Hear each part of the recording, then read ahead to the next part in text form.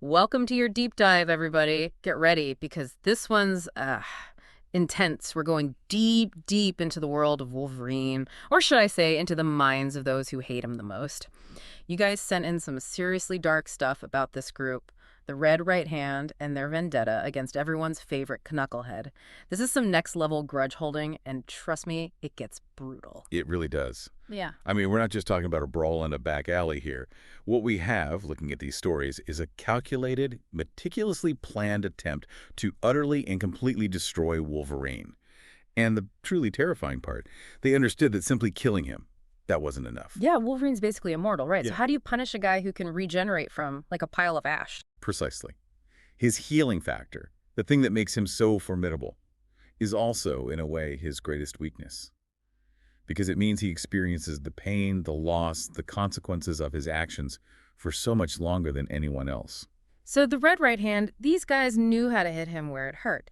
But who are they exactly? What did Wolverine do to deserve this kind of hate? Well, the text itself is kind of vague on the specifics.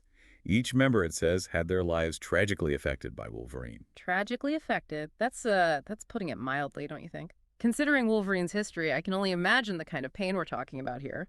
Exactly. And it speaks to a larger point, don't you think, about the ripple effect of violence. Wolverine's a guy who's lived a very, very long life, and it's a life marked by more than his fair share of bloodshed. The Red Right Hand, they represent the far-reaching consequences of all that, the pain that lingers long after the wounds have healed. And they weren't content to just make him suffer physically, were they? No, no, not at all. They went for something far crueler, far more insidious. They wanted to break him psychologically, to dismantle his sanity piece by piece.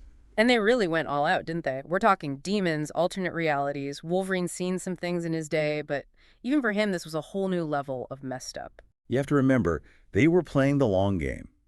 Everything, from the demons to the alternate realities, all of it was designed to soften him up, to push him to the very edge, to make him vulnerable, you see. And once he was good and vulnerable, that's when they brought out the big guns. Or should I say, the really, really messed up family reunion. Ah, yes, the family reunion. Because what better way to break a man than to force him to confront his own past, his own blood? And that's where Dakin comes in. Gaken, Wolverine's son, that's a whole other can of worms right there. Indeed. And we'll dive into that right after this. Dakin, Wolverine's son. Not exactly your average dysfunctional family, are we? No, not at all. And then, of course, there are the mongrels. Yeah, the mongrels. Okay, so the name itself kind of gives you a clue that these guys aren't here to bake cookies. Who are they exactly? And what's their connection to this whole revenge scheme? Right, the mongrels. Great. Gunhawk, Shadow S,